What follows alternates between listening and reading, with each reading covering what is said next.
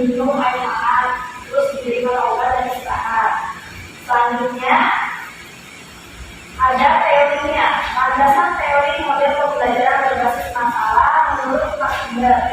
Yang pertama, menurut teori PAC, menegaskan bahwa pada dasarnya anak-anak selalu merasa ingin tahu dan berusaha untuk memahami dunia yang ada di sekitarnya. PAC mengemukakan bahwa seorang pelajar dapat terlibat aktif dalam membawa informasi dan membangun pengetahuan sendiri. Karena anak usia dini dalam masa belajar, jadi mereka tuh harus kita biarkan bereksplorasi biar pengetahuannya ada makanya. Yang kedua, menurut teori Fiber Sky, yaitu George Fibersky sendiri, lebih mementingkan aspek sosial dalam pembelajaran karena interaksi sosial dapat memunculkan ide-ide baru dalam meningkatkan intelektual itu. Maksudnya di sini tuh menurut Fibersky itu dia lebih kayak sosialisasi, dalam bersosialisasi dapat lebih baru kayak itu. Yang ketiga, menurut teori Jerome Banner beserta rekan-rekannya. Di sini memberikan dukungan teoritis penting yang dikenal sebagai pembelajaran penemuan, kayak eksperimen itu. Terus model pengajaran yang dapat membantu peserta didik dalam memahami struktur atau ide-ide dari disiplin ilmu tertentu. Kebutuhan proses pembelajaran yang melibatkan peserta didik secara aktif dan memiliki keyakinan bahwa penemuan secara pribadi merupakan pembelajaran yang benar. Yang keempat, menurut teori John Dewey. Menurut teori pengajaran Dewey, mendorong pendidik untuk melibatkan peserta didik dalam proyek berorientasi masalah dan membantu peserta didik untuk menyelidiki masalah-masalah sosial dan hidupnya intelektual. Selanjutnya, ada langkah-langkahnya. Langkah-langkah dalam menerapkan metode belajar berbasis masalah itu ada 6. Yang pertama, menyampaikan tujuan dan pengenalan masalah. Tujuan kita memberikan materi masalah ini apa? Kita kenalan dulu supaya mereka nanti bisa mampu mereka memiliki masalahnya. Yang kedua, memorganisasikan siswa untuk belajar baik dalam kelompok ataupun individu. Memorganisasikan siswa ini kita kayak kita mau kita bangunkan ada yang dari kelompok atau mereka memiliki masalahnya individu gitu. Yang ketiga, memfasilitasi kegiatan siswa dalam mengidentifikasi masalah dan menyusun berbagai rencana penyelesaiannya. Yang keempat, melakukan pendampingan terhadap siswa untuk mengumpulkan informasi dan juga data yang berhubungan dengan rencana. Yang kelima, memberikan kesempatan bagi siswa untuk menyajikan hasil pembelajarannya. Jadi setelah mereka melakukan identifikasi masalahnya, itu data mereka ngomong apa sih dapat hasil mereka itu. Yang terakhir, yang keenam, mengarahkan siswa untuk memeriksa dan mengevaluasi lagi berbagai kegiatan yang sudah dilakukan. Kemudian materi selanjutnya akan dibacakan oleh teman saya. Berbasis masalah.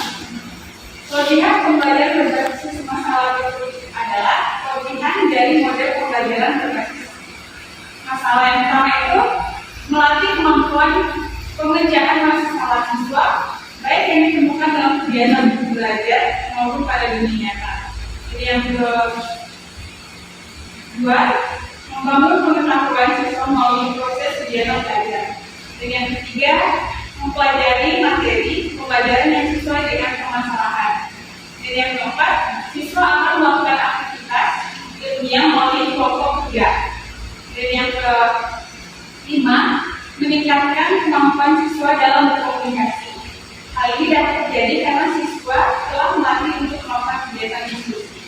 Dan yang keenam, siswa yang mengalami kesulitan akan beradaptasi karena pembelajaran yang dilakukan secara berkelompok.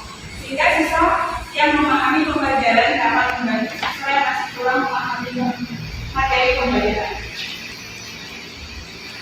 Dan selanjutnya ada kekurangan model pembelajaran berbasis masalah. Yang pertama, tidak semua pembelajaran dapat menerapkan pembelajaran berbasis masalah. Oleh karena itu, guru harus berperan aktif dalam menjadikan materi pembelajaran. Dan yang kedua, siswa yang memiliki tingkat pemahaman yang berbeda-beda akan menyulitkan guru dalam membagi tugas berdasarkan masalah nyata. Dan yang ketiga, siswa yang terbiasa mendapatkan informasi dari guru secara langsung akan mengalami kesulitan karena harus belajar sendiri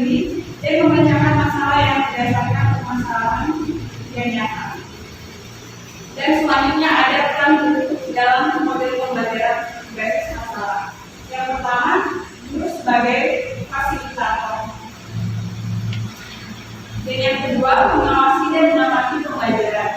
Yang ketiga, menantang peserta didik untuk berpikir dengan mengajukan pertanyaan-pertanyaan.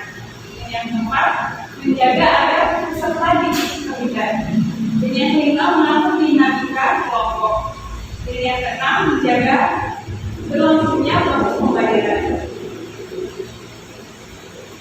Dan selanjutnya, peran peserta didik dalam model pembelajaran berbasis masalah. Yang pertama, ada peserta didik sebagai problem solver, yaitu seorang yang memiliki kemampuan untuk menyelesaikan dan memecahkan masalah serta mencari solusinya. Yang kedua, peserta didik yang aktif. Yang ketiga, peserta didik harus terlibat langsung dalam pembelajaran penyelesaian masalah.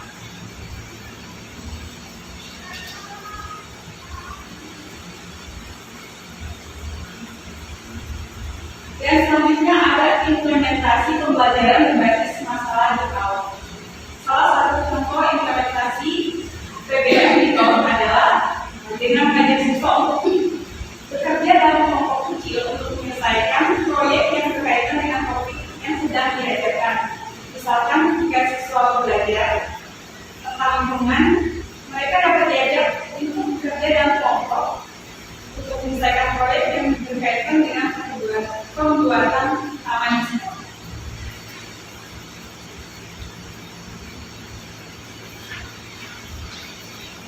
Jadi dari materi yang kami sampaikan tadi ada kesimpulan ini, yaitu peserta didik itu sendiri yang mampu memecahkan dan menyelesaikan masalah yang dihadapi. Dia bisa berdiskusi dan juga berkomunikasi baik dengan temannya maupun dengan gurunya.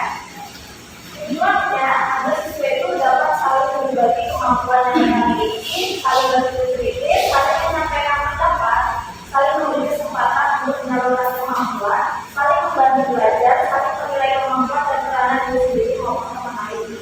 Model pembelajaran ini juga menarik siswa untuk dia bersikap dan bersikap mengenai masalah yang diselesaikan.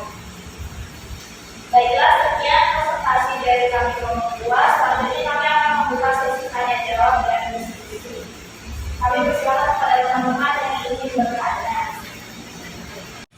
Saya dari kelompok 6 ingin bertanya, bagaimana cara mengajar dengan menggunakan strategi pembelajaran berbasis masalah?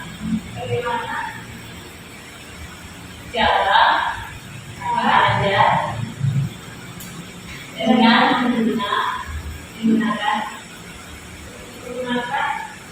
strategi pembelajaran berbasis masalah. Baiklah, kami akan langsung menjawab dari pertanyaan dari kelompok 5.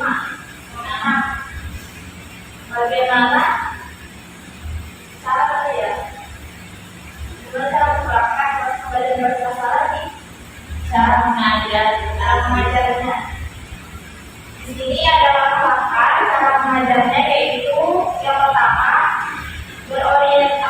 siswa itu harus diorientasikan pada masalah.